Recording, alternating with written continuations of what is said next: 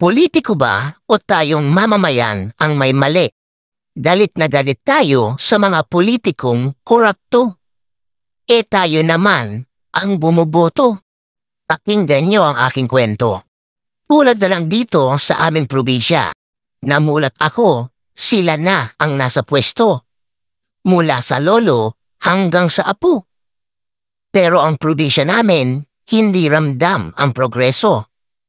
Kahit nalantaran ang panggagago, pero sila pa rin ang gusto ng mga kalugar ko. Kahit sa panahon ng eleksyon, dinadaan lang sa concert doon, concert dito, at tumataginting na 3,000 bawat ulo na rehistrado. Kaya na-realize ko, wala talagang mangyayaring pagbabago.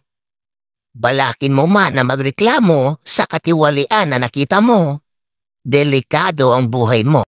Masakit man tanggapin, pero totoo. Botante ang bobo. At syempre, bago matapos ang bidyong ito, shout out sa'yo, Roger Idos ng Giginsangin, Magaldan, Pangasinan. Kabulkit, maraming salamat dahil ang Wheeler 1-inch impact wrench ang napili mong makatulong sa ating vulcanizing business. Sigurado ako, di ka na mahihirapan sa pagluwag ng naghihigpitan na lug nuts. Muli, maraming salamat.